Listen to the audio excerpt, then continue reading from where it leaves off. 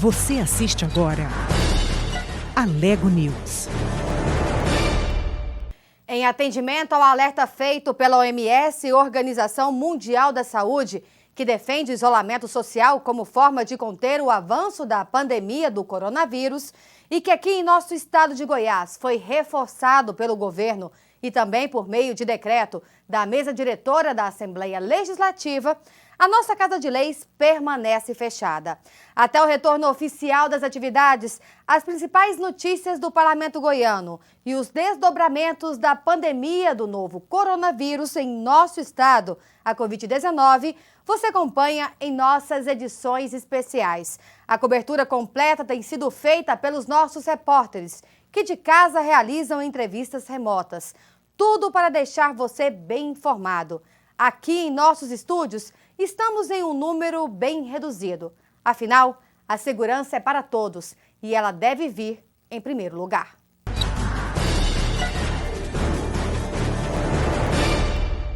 A Assembleia Legislativa decreta luto pela morte do ex-senador constituinte Irã Saraiva.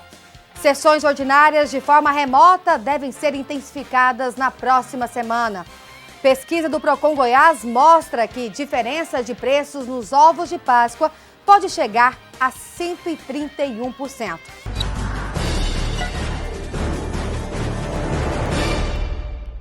As atividades parlamentares de forma presencial na Assembleia Legislativa continuam suspensas. Mas nesta quarta-feira, os deputados se reuniram de maneira remota para mais uma sessão extraordinária. Em pauta, a apreciação e votação de matérias direcionadas ao combate desta pandemia no estado. Cid Ramos. Um grande abraço a você que está acompanhando a programação da TV Alego. Pois é, e a Assembleia Legislativa realizou nesta quarta-feira, dia 8, a segunda sessão remota da história do Parlamento Goiano. A sessão aconteceu no plenário, onde normalmente acontecem as sessões ordinárias, foi presidida pelo deputado Lissauer Vieira, que é o presidente da Assembleia, e secretariada pelo deputado Humberto Aidar. As sessões estão acontecendo remotamente, claro, em decorrência desta situação de Covid-19. Do total de matérias, 18 das que foram votadas estão diretamente ligadas a reconhecimento de estado de calamidade pública nos municípios goianos. A Comissão Mista da Assembleia também se reuniu em uma sessão para debates e votação de matérias em pauta. 18 decretos que pedem o reconhecimento de calamidade pública dos municípios foram aprovados e a pedido desses próprios municípios. Os municípios que foram contemplados foram Formosa, Goianira, São Miguel do Passa Quatro, Santa Helena,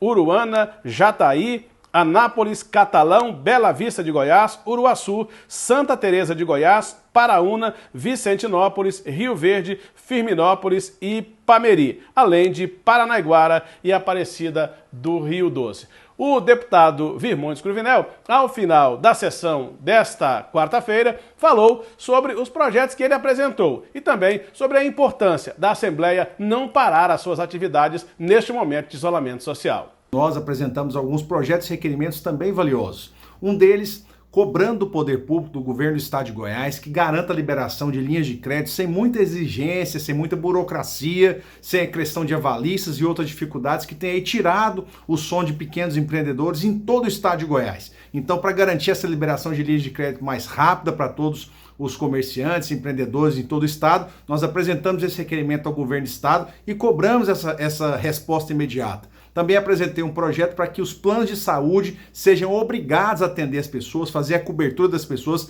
que estão aí com casos de coronavírus confirmado e não exigindo, inclusive, essa questão da carência. E também apresentamos um projeto para que as pessoas que comprarem algum produto nessa época de pandemia do coronavírus possam trocar esse produto independente do prazo aí legal estabelecido. Se vê com algum vício, com algum defeito, esse produto ou serviço pode ser trocado também na sequência, inclusive, passada a pandemia. Outros projetos importantes que dizem diretamente respeito ao combate ao Covid-19 foram aprovados na sessão desta quarta-feira. Um deles, do deputado Hélio de Souza, estadualiza a regulamentação do sistema de saúde em Goiás, que atualmente é feita pelos municípios. O outro projeto, também muito importante, é um que permite que os municípios recebam emendas parlamentares diretamente para o combate ao avanço do Covid-19. E um outro é que estadualiza hospitais municipais nos municípios de Jataí, Formosa, Lusiânia e São Luís de Montes Belos. Também uma outra novidade: a partir da próxima terça-feira, dia 14, a Assembleia volta a se reunir ordinariamente, às terças, quartas e quintas-feiras. A decisão foi anunciada pelo deputado Elissauer Vieira. Para você que nos acompanhou, um grande abraço e uma feliz Páscoa. Até a próxima. Como a gente viu agora há pouco, os trabalhos parlamentares por meio remoto serão intensificados na próxima semana. Até as reuniões da CCJ, Comissão de Constituição, Justiça e Redação, uma das mais importantes daqui da casa, serão também realizadas de forma remota. Mais detalhes com o repórter Murilo Santos. O deputado estadual Humberto Aidar é um dos mais experientes aqui da Alego, está no 6º mandato. Neste momento, por exemplo, ele preside a comissão temática mais importante aqui da casa, que é justamente a CCJ, a Comissão de Constituição, Justiça e Redação. E por ser presidente da CCJ, automaticamente preside também a comissão mista, que reúne todas as comissões temáticas aqui da casa. Primeiro, eu quero saber o seguinte: quem diria o senhor trabalhando com máscara, presidindo reuniões da CCJ e da comissão mista de forma remota? Como é que tem sido essa experiência, deputado? Na verdade, a gente gostaria de estar usando esse mecanismo de sessões remotas numa outra situação, né? Infelizmente, é por conta de uma pandemia, mas a Assembleia não pode parar, até porque matérias de extrema importância têm que ser analisadas tanto pela CCJ, Comissão Mista, e pelo plenário, e aí nós temos usado desse artifício. E a partir da semana que vem, as sessões remotas elas serão ordinárias e não extraordinárias, pelo menos até que se volte ao normal aqui o andamento de toda a Assembleia Legislativa do Estado de Goiás. Portanto, na próxima terça-feira e na quinta-feira, nós já teremos uma sala especial com os membros da CCJ e outra sala remota com os membros da comissão mista, já que a comissão mista são todos os deputados, menos o presidente, o primeiro secretário e o segundo secretário. Deputado, como é que vai ser aí nesta terça e nesta quinta-feira essa reunião da CCJ e possivelmente mais reuniões da comissão mista de forma remota, né? A CCJ que tem 11 titulares e 11 suplentes.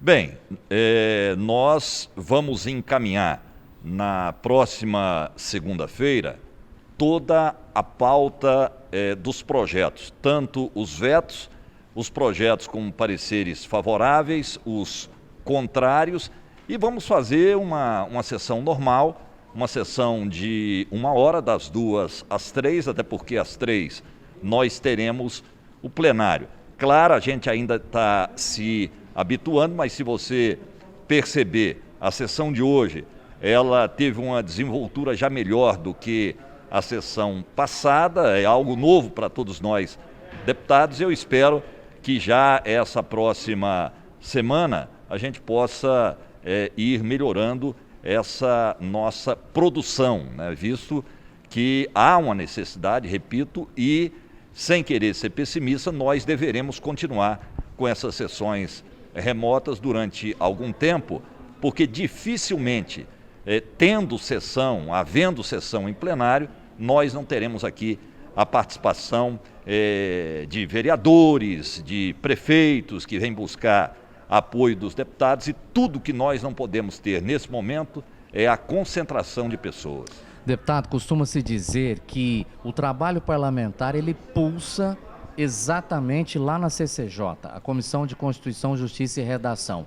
Então podemos dizer que há uma expectativa interessante para essas reuniões ordinárias da CCJ nesta semana e nos dias 14 e 16 de abril? Com certeza, até porque a CCJ é a comissão que funciona regularmente, né? Talvez seja a única, e a comissão mista que recebe normalmente os projetos enviados pelo governo do Estado. Sempre a CCJ foi pautada por intensos debates e não será diferente. Desde que assumi a CCJ e a comissão mista, eu tenho até burlado o regimento, porque se a gente for optar pela proporcionalidade, não são todos os deputados que poderiam usar da palavra, mas eu sou um defensor intransigente da palavra do deputado, do debate. Aqui é uma casa de debates. Então, desde que assumi a presidência dessas duas comissões, eu tenho oportunizado que todos os deputados, independentes se titulares, suplentes ou que não participam da CCJ, mas que vão para defender o seu projeto, todos têm vez e voz, né? Então, na próxima terça-feira, espero que a gente possa, das 2 às 3 da tarde, votar matérias importantes que estão na CCJ. Muito obrigado, deputado. Um abraço, aproveito para desejar um santo, abençoado domingo de Páscoa, uma Semana Santa de muita reflexão, e vale o recado. Eu aprendi desde criança, de muito cedo, que quem procura, acha. Então, não procure, né? Não pague para ver, fique em casa e com certeza nós teremos uma vida longa, todos nós, para fazer festa, para encontrar família, mas nesse momento o isolamento é de fundamental importância. Empresários da região da 44, em Goiânia, pedem ao governo do estado a abertura de uma linha emergencial de crédito para os segmentos que atuam na região. Mais informações com Elias Júnior. Olá para você ligado na TV Alego. Até o próximo dia 19, no mínimo, o comércio na região da 44 vai estar fechado. É o que diz o decreto do governador Ronaldo Caiado. E por lá, os comerciantes acumulam prejuízos. Para falar sobre esse assunto, eu recebo aqui na TV Alego o presidente da Associação Empresarial da região da 44, Jairo Gomes. Olá, Jairo, bem-vindo. Obrigado, Elias. Obrigado pelo espaço, a TV Alego, e para poder falar com a sociedade em Goiânia e em Goiás sobre essa situação do Covid-19. Muito obrigado. Jairo, qual é a visão da associação acerca dessa prorrogação da quarentena e as lojas fechadas na 44? Olha, não é fácil, né? Nós estamos falando do maior produtor de moda do estado, né? O maior empregador do estado de Goiás. Somos o segundo maior polo de confecção do Brasil. Então você vê uma região que pulsa de segunda a segunda, 365 dias do ano, fechada, parada, verdadeiramente é algo surreal. Nós estamos perplexos, mas sabendo, consciente, sabendo da nossa responsabilidade para com a sociedade. É um decreto governamental, nós não estamos falando de economia somente, nós estamos falando de saúde pública, e como tal, fomos os primeiros, né? Na verdade, o primeiro segmento empresarial do estado a sentar com o governador Ronaldo Caiado e demos a ele as mãos.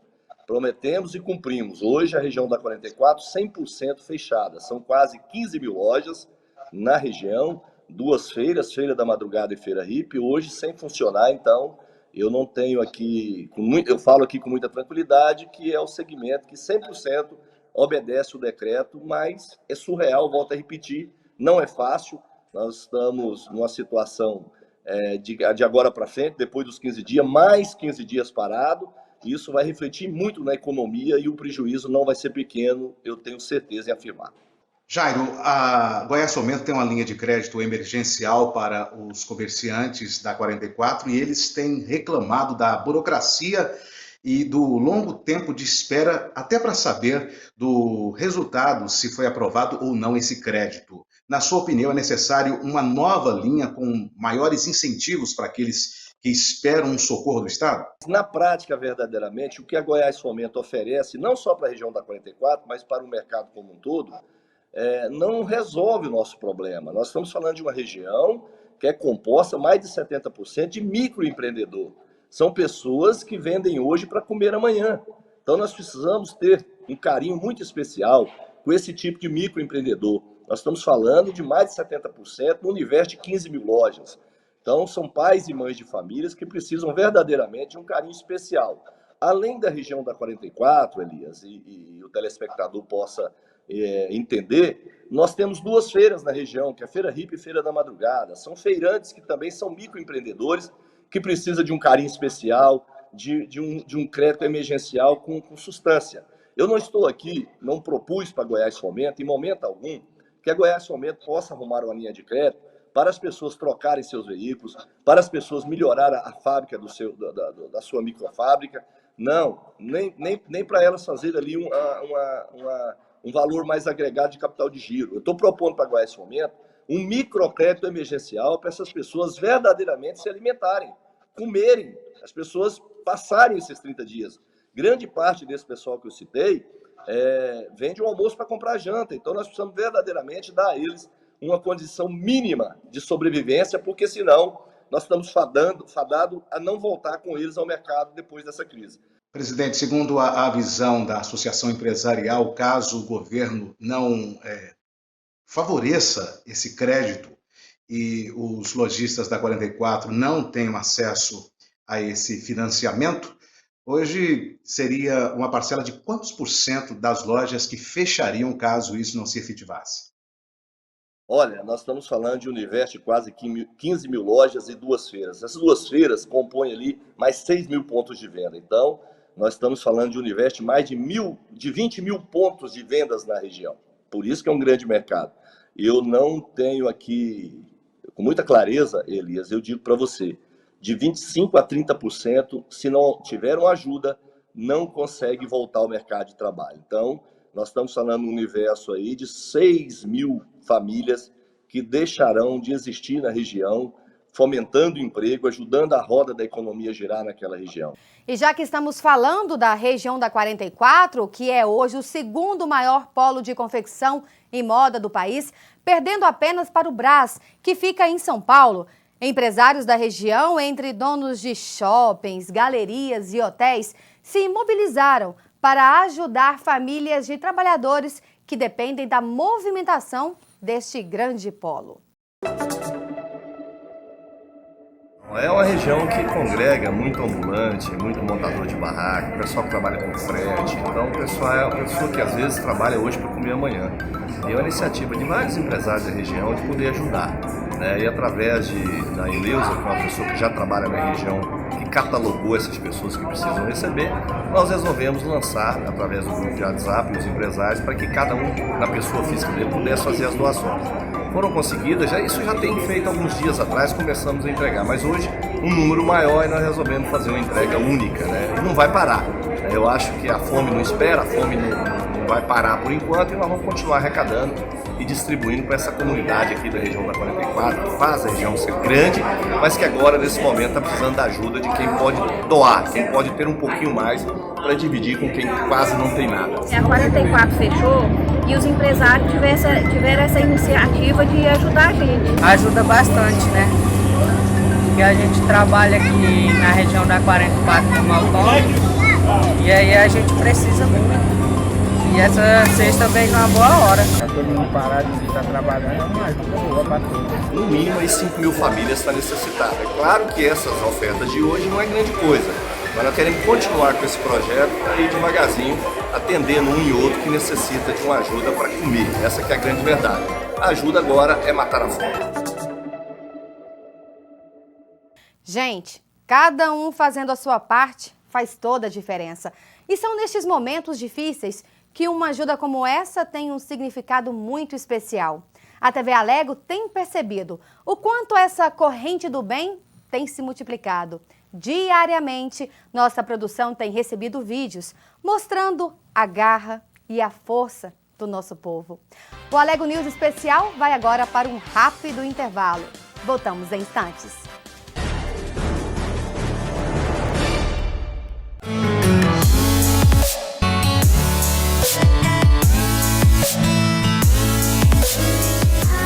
Uma das redes sociais mais usadas no momento, o Instagram, está com tudo. Todo mundo dá aquela olhada, alguns comentam, compartilham e acompanham os stories e dá aquela famosa curtida. A TV Alego, atenta a essas tecnologias, também aderiu e tem o seu próprio perfil oficial. Aqui você encontra as principais notícias do dia a dia do Parlamento Goiano, bastidores e vídeos com prévias de programas especiais que vão fazer parte da programação da nossa TV Alego. Tudo para deixar você sempre bem informado. Afinal, a casa é sua.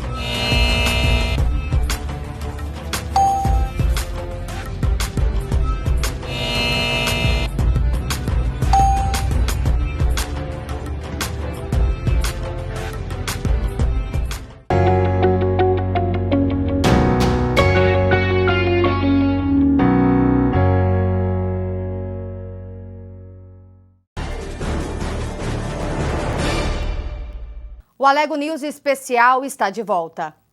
Proposta que tramita no Senado Federal pode trazer mudanças para o Exame Nacional do Ensino Médio deste ano. Lia Rodrigues.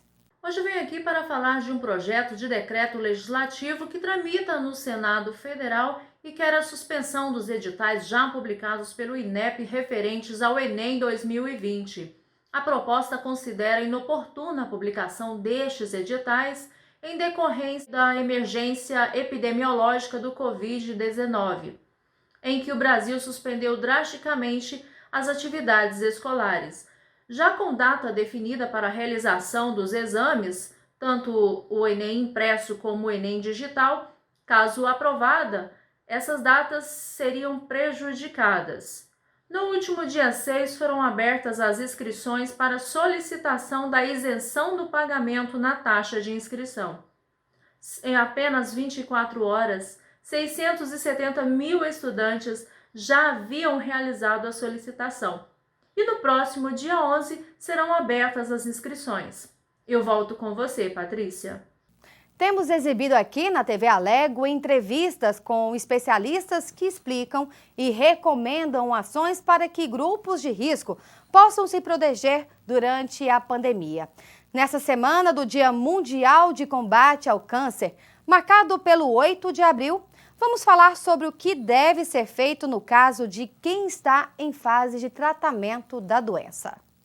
Doutor Gabriel, primeiro, tem essas várias recomendações de não sair de casa, manter o isolamento social.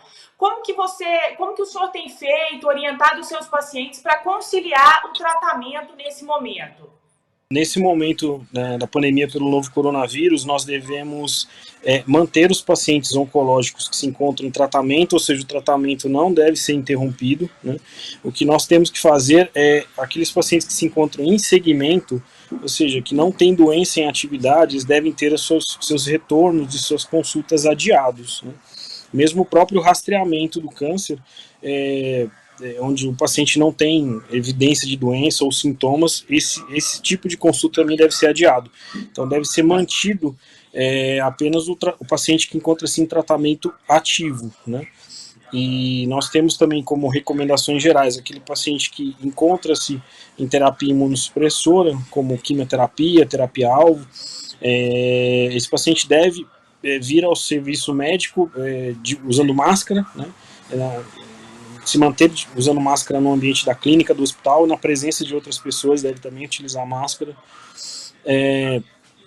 Nós temos também algumas opções de adaptação do tratamento, né? Então, por exemplo, na imunoterapia, que é a nova arma no combate ao câncer, que você estimula o sistema de defesa do paciente a combater a doença, muitas vezes nós temos a posologia de algumas drogas a aplicação feita a cada 3 semanas, como é o caso do pembrolizumab, que é um imunoterápico. Ele pode ser aplicado a cada 6 semanas, né, uma dose dobrada, dose de 400 miligramas. Nós temos um outro imunoterápico, que é o nivolumab, que normalmente ele é aplicado a cada 2 semanas, também podendo agora ser aplicado a cada 4 semanas, uma dose de 480 miligramas. Drogas que habitualmente eram aplicadas por via endovenosa, elas podem ser utilizadas por via oral, né? algumas drogas. Então, além de todas essas recomendações gerais, né, de lavagem de mãos, de uso de álcool em gel, do isolamento, então o objetivo dessas medidas é diminuir a frequência do paciente, a frequência da ida do paciente ao serviço de saúde para fazer a aplicação das drogas, né? Dessa maneira reduzindo o risco de infecção pelo novo coronavírus. Doutor, com relação à frequência de visitas, de entrada e saída de pessoas na casa desses pacientes, eles devem também manter mais cuidados com relação a isso, dentro de casa, se manter mais isolados? Tem alguma recomendação nesse sentido? Sim, né, as visitas devem ser reduzidas o máximo possível, né? Os pacientes, eles não devem ficar em contato com outras pessoas, assim, na medida em que for possível reduzir esse contato e aumentar esse isolamento social é mais importante, né? Justamente pelo fato de que alguns portadores do vírus são assintomáticos, né? Então muitas vezes podem entrar em contato com o paciente, um portador assintomático, transmitir a doença. O paciente, né, estando com o sistema imunológico mais debilitado pela doença, pelo tratamento, ele vai ter complicações mais sérias, né? Sobre vacina, a gente tem esse período agora, primeiro os idosos, profissionais da área da saúde, mas os pacientes que estão em tratamento contra o câncer, eles podem se vacinar contra a gripe? Sim, os pacientes oncológicos em tratamento, eles devem ser vacinados contra a gripe, né? Inclusive, há uma recomendação para que esses pacientes sejam vacinados e as pessoas que convivem com esses pacientes na mesma residência, elas também sejam vacinadas contra a gripe, né? O objetivo é diminuir a ocorrência de alguma infecção mista ou de o paciente contrair uma infecção gripal e apresente complicações e precise ir ao sistema, acessar o sistema de saúde e para controle desses sintomas ou de alguma complicação, e ele pode vir a contaminar pelo novo coronavírus também. Então tem essa recomendação, né, de vacinação do paciente oncológico e dos seus familiares. E já que estamos falando sobre saúde, acompanhe agora a segunda parte da entrevista do infectologista Dr. Boaventura Braz. A repórter Bruna Mastrella questiona a eficácia e segurança do uso de alternativas no tratamento de pacientes com coronavírus, a Covid-19. Tem gerado muita dúvida, muitas questões, questionamentos sobre as estratégias do cuidado dos pacientes, né? Há quem diga que a cloroquina é um medicamento promissor, mas há também pessoas falando de vitamina D, de zinco, até o uso do plasma de pessoas já curadas, né? Quais são os protocolos já reconhecidamente eficazes para tratar os doentes? Protocolos, na verdade, eficazes, com evidência científica comprovada do benefício, na verdade, não existe nenhum protocolo que dê reconhecidamente essa medicação não pode faltar no paciente. O que nós temos são protocolos de terapias que a gente chama de adjuvante, ou seja, pode beneficiar o paciente se a gente utilizar. Pessoalmente, eu acredito muito que se a gente puder utilizar plasma de pacientes curados, isso vai ser muito benéfico para esses pacientes. A cloroquina não dá para não usar em pacientes que estão hospitalizados porque tem alguma crença, alguma evidência de benefício. Então vai ser usado cloroquina com azitromicina, alguns outros medicamentos que já foram usados ou que são utilizados no HIV também tem trabalhos mostrando benefício. Então nós temos um arsenal terapêutico e não temos nenhuma droga 100% nesse momento. Então é usar o que os trabalhos têm mostrado algum benefício nesse momento. Na verdade é isso que está se colocando do ponto de vista terapêutico. Bom, eu percebo, às vezes, me gera a impressão de que os profissionais da saúde estão meio que aprendendo na prática sobre as dinâmicas de contágio, né, dessa nova doença. Exatamente. O que você sabe sobre as formas de transmissão? A transmissão, a gente pode dizer que talvez seja o maior avanço do ponto de vista de evidências, né? Então, por exemplo, nós sabemos que a transmissão de pessoas que estão sintomáticas, tossindo, obrigatoriamente tem que ser evitada, ou seja, as pessoas que estão sintomáticas precisam rigorosamente estar usando máscara, as pessoas que não estão claramente sintomáticas, como nós já comentamos, 70% dos portadores não estão sintomáticos. Então, essa já é um consenso no meio científico, o uso da máscara para todas as pessoas no seu dia a dia. Tá? Esse é um outro consenso que já é claro. A lavagem de mão com água e sabão, ou mesmo o uso do álcool em gel, ele também torna-se obrigatório para todo momento que a pessoa saia de casa, vai em algum ambiente público, seja um supermercado, uma drogaria ou dentro de um ônibus.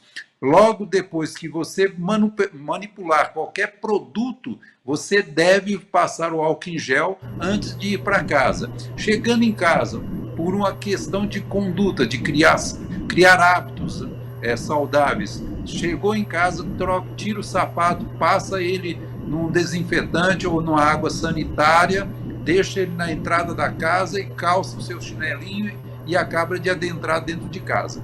Tá? Então, essas são condutas que já estão estabelecidas e devem ser seguidas. Certo. O senhor acredita que, com o passar do tempo, já mitigando um pouco os efeitos da doença, o senhor vislumbra uma maior valorização da ciência, da pesquisa científica? Olha, eu gostaria muito de acreditar nisso, mas a gente tem gente que ainda acredita que Terra é plana, ou estão querendo estabelecer que a Terra é plana, então depois disso a gente passa a desacreditar que o 100% nunca vai ser atingido, né? Infelizmente, é uma tristeza, né? Essa situação. Mas me parece que as respostas mais efetivas têm vindo da ciência, né? Da ciência, não tenha dúvida, não tenha dúvida. Tudo que está sendo feito no sentido contrário está batendo com a cara no chão. Enfim, o próprio Boris Johnson, lá da Inglaterra, do Reino Unido, quer dizer, que tanto falou que esse processo era um processo, uma gripezinha, está penando dentro de uma UTI hoje, né? Quer dizer, não só colocou o país dele em risco, como ele próprio está hoje dentro de uma UTI. Me parece que, inclusive, o quadro clínico dele não é tão grave, mas, quer dizer, ele foi contrário a tudo que a ciência estava mostrando, as evidências mostravam, e ele mesmo está pagando o preço, né? Agora, o duro é que muitas pessoas que são contrárias a essa ideia, na verdade, não estão lá no front enfrentando os problemas, né? Está no seu conforto falando, mas ele próprio está isolado, porque ele não tem que pegar no batente, ele não tem que ir para o front, né? Então, quer dizer, quanto mais pessoas adoecidas por falta de uma conduta mais sérias, mais pessoas profissionais da saúde estarão expostos e cada dia num estresse muito grande, porque o nosso serviço, o serviço dos trabalhadores de saúde hoje está no ápice do estresse, né? Tanto é que tudo que é país que tem hoje, que está fazendo esse enfrentamento, está com grupos de psiquiatras, de psicólogos, trabalhando com as pessoas para as pessoas conseguirem suportar esse momento, né? Porque senão não vão conseguir. Certo. Doutor Boaventura, eu agradeço muitíssimo a entrevista, não foi nas circunstâncias ideais, né? Mas o momento exige, foi muito esclarecedora. Muito obrigada. Eu que agradeço a oportunidade, Bruna. Estamos sempre à disposição. Tomara que na próxima vez estejamos com a técnica melhor. Sim, eu talvez até pessoalmente. Muito obrigada. É ótimo. Obrigado, eu. O deputado federal Luiz Ovando, pelo Mato Grosso do Sul, médico cardiologista, também falou a respeito na prevenção da Covid-19. Dr. Luiz Ovando, qual a importância da vitamina D para o nosso sistema imunológico? E qual a importância do uso desta vitamina? A vitamina D é fundamental para a maioria das infecções, porque o sistema imune inato nosso, aquele que está na linha de frente, ele precisa da vitamina D porque os macrófagos, os leucócitos, de uma maneira geral, têm receptores para a vitamina D. E aí eles são ativados, e sendo ativados eles vão na linha de frente. Além disso, depois dessa guerra inicial, dessa batalha inicial, nós temos inclusive o sistema imunológico, que também tem síntese através de alguns elementos do sangue, como o caso os leucócitos e principalmente dentro dos leucócitos os linfócitos, que são os produtores da imunoglobulina, e dentre elas a imunoglobulina G, chamado IgM, a G e o IgM. O M é o inicial, o G é o que vem posteriormente, mostrando que a pessoa teve contato. Então isso para mostrar que a vitamina D é fundamental na defesa do organismo. Nós temos uma vertente na medicina que está combatendo o uso do anti-inflamatório de forma compulsória. Qual é a sua sugestão e qual é a sua opinião acerca desses anti-inflamatórios e do uso desse anti-inflamatório neste período agora do coronavírus 19? Em relação ao coronavírus, existem alguns questionamentos de que os anti-inflamatórios facilitariam a entrada do vírus dentro da célula para ele se replicar, senão ele não replica, e aí então destruindo a célula, esse indivíduo teria uma reação inflamatória muito ativa e por isso dar-se-ia, o anti-inflamatório. Então os trabalhos antigos, que não são muito velhos, mostram para a gente que há uma ativação plaquetária quando você usa os anti-inflamatórios, e sendo assim não é conveniente. Agora, para a questão do coronavírus, é bom destacar o seguinte, que não tem ainda uma observação a longo prazo mostrando que os anti-inflamatórios pioram a evolução da doença. Existe apenas questionamento sobre isso. E sendo assim, o importante é você não usar anti-inflamatório de forma crônica, até porque altera rim, piora a função renal, lesa o estômago, pode sangrar o estômago, pode sangrar o intestino, sobe pressão e pode inclusive ativar as plaquetas, e aí ativando as plaquetas obstruir, entupir a artéria e causar infarto ou mesmo acidente vascular cerebral, que é o famoso derrame. O que na verdade nós devemos fazer sabidamente, tomando conhecimento de que aquele determinado indivíduo entrou em contato com alguém que tinha a doença, esse aí deve ser afastado, esse deve ficar em quarentena pelo menos 15 a 18 dias. 80% das pessoas tem uma febrícula, tem um mal-estar, alguma coisa leve, e a grande maioria não tem nada. O grande drama está exatamente com os idosos, que são aqueles indivíduos, já que apresentam alguma doença, tomam uma certa quantidade de remédios, pelas suas comorbidades, pelas doenças que têm, e isso facilita, inclusive, a disseminação do vírus dentro daquele organismo, ou seja, ele pega aquele organismo com mais facilidade. Sendo assim, o nosso cuidado maior tem que ser com os idosos, com as pessoas imunocomprometidas, com as pessoas debilitadas, enfraquecidas, aquilo que nós chamamos de idoso frágil.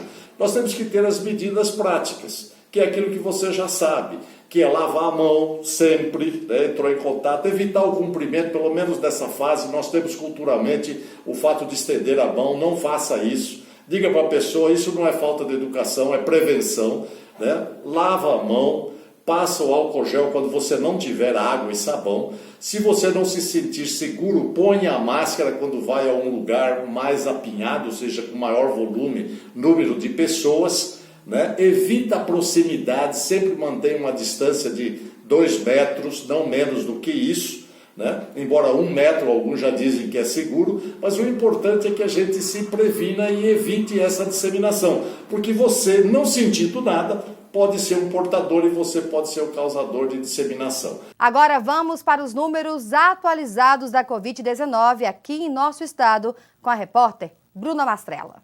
Goiás contabiliza nesta quinta-feira 20 novos casos de coronavírus.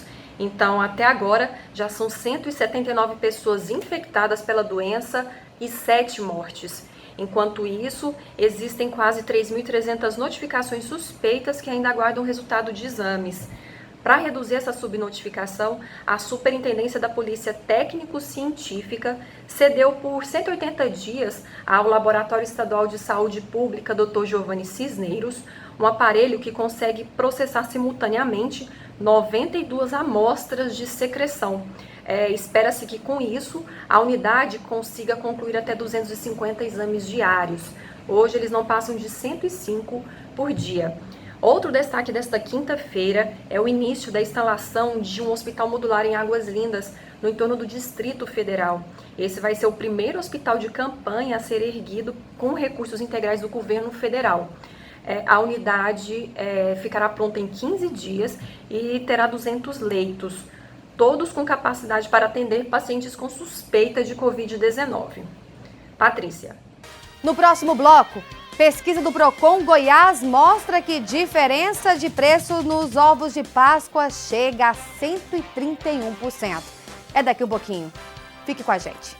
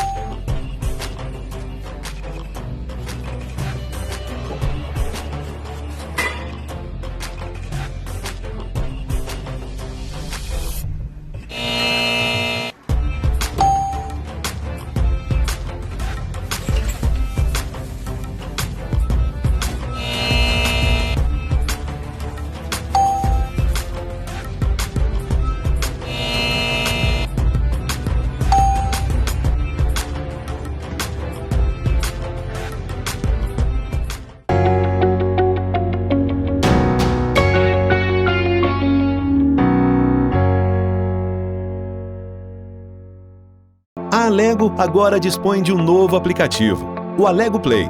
Através da tecnologia streaming, você poderá acompanhar tudo o que acontece na Casa Legislativa. Baixe agora o Alego Play para o seu smartphone, Android ou iOS, na sua Smart TV e também compartilhe no seu Chromecast.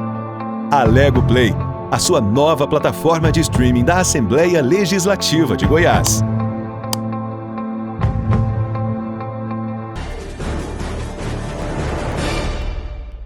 O Alego News Especial está de volta. A Páscoa já está chegando. E você está atento aos preços?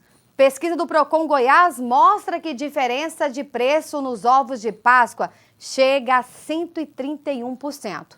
Por isso, antes de ir às compras, é bom estar atento aos preços. O Procon Goiás visitou 10 supermercados aqui da capital e verificou os preços de 81 itens, desde ovos de chocolate, caixa de bombons, barra de chocolate. Agora, se nós pegarmos os preços médios desses produtos que figuraram no ano passado e que figuraram agora também nessa pesquisa de 2020, nós podemos afirmar que eles estão, em média, 17% mais barato. No entanto, muito cuidado. Muitos desses produtos tiveram redução no peso, o que acaba aí camuflando, maquiando essa redução. Então, aquele consumidor que está acostumado a comprar esse produto todo ano, já tem a noção mais ou menos do preço médio, ele vai ter aquela falsa impressão de que esse produto está bem mais barato. Então, muito cuidado, preste atenção ao peso do produto. Outro cuidado é a pesquisa de preço. A gente sabe aí que a variação entre menor e maior preço chegou a 131%. O mesmo produto foi encontrado, um ovo de chocolate de 150 gramas, por R$ 23,00 em um local, até R$ 54,00 em outro. Agora, todo ano a gente sempre orienta o consumidor a pesquisar em pelo menos 3 supermercados, né? E dessa vez é diferente. Dessa vez, para evitar esse tumulto, esse acúmulo de pessoas no supermercado, a gente aconselha que dê uma olhadinha na pesquisa do Procon, que está disponível no site www.procon.go.br. Lá tem a relação de todos os supermercados visitados, os endereços e o preço praticado por cada um. E tem uma outra coluna com preço médio. Então, se você se o consumidor quer comprar algum produto, algum ovo de chocolate, que ele já sabe qual é, dê uma olhadinha nessa pesquisa qual que é o preço médio. Então, mesmo que esse consumidor vá a um supermercado que não foi visitado pelo Procon, ele vai ter a capacidade de avaliar se aquele produto está mais caro, ou está mais barato, ou está dentro da média divulgada pelo Procon. Certo?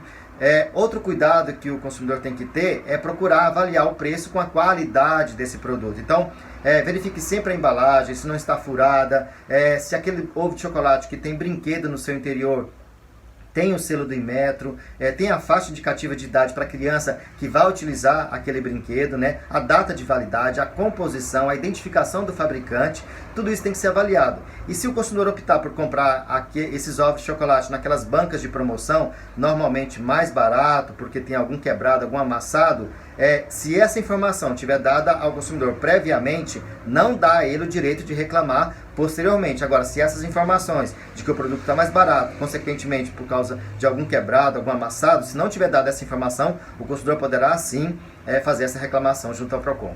A Páscoa cristã é uma das festividades mais importantes para o cristianismo, pois representa a ressurreição de Jesus Cristo, o Filho de Deus.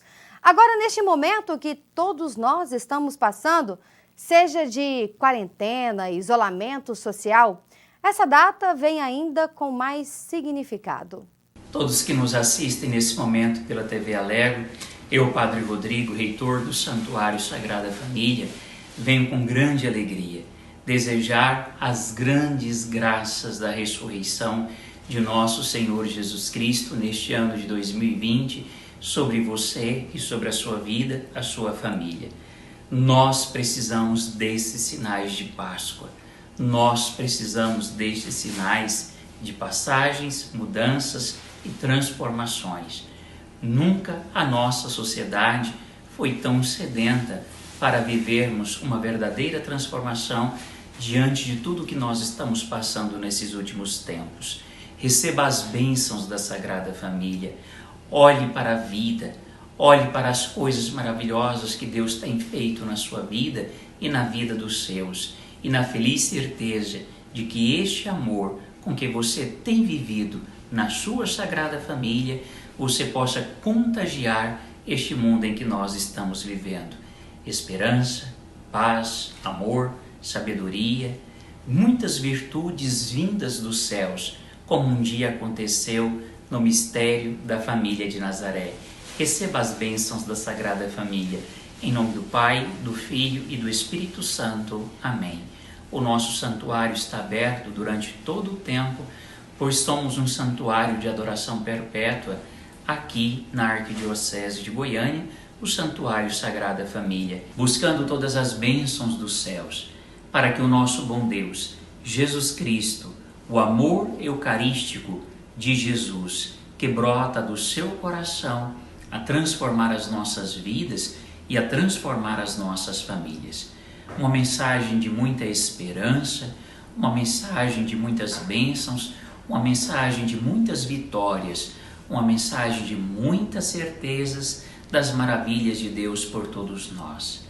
Diante de toda esta situação que nós estamos vivendo da pandemia, nós somos convidados a ter a fé daqueles que já estão nos céus e que passaram por situações tais penosas como essas que estamos passando, como o nosso tão querido São João Maria Vianney, o patrono de todos os padres, o patrono de todos os sacerdotes.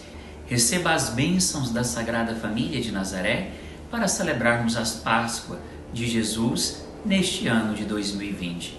Em nome do Pai, do Filho e do Espírito Santo.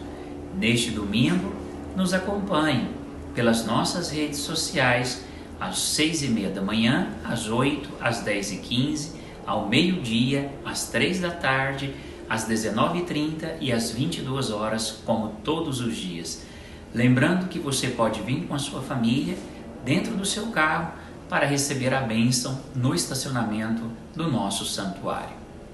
A Assembleia Legislativa decretou luto oficial por 3 dias pela morte do ex-senador constituinte Irã Saraiva. Ele tinha 75 anos e faleceu nesta quinta-feira em decorrência de um câncer. O presidente da Casa, deputado Lissauer Vieira, em nota destaca, entre aspas, foi um homem que contribuiu muito para o desenvolvimento do nosso estado. Participou de acontecimentos históricos e, sem dúvida, deixa um legado brilhante para todos nós. Lamentamos o seu falecimento e manifesto meu pesar aos familiares e amigos neste momento difícil. Fecha aspas. Saraiva era advogado e professor. Na carreira política, foi eleito para 4 cargos no Legislativo: vereador, deputado estadual e federal e senador. No Judiciário, presidiu o Tribunal de Contas da União. Confira agora um trecho de um programa produzido pela TV Alego. O grande prazer que eu sinto é de ter sido constituinte. Ser parlamentar já era uma glória, ser constituinte outra, maior.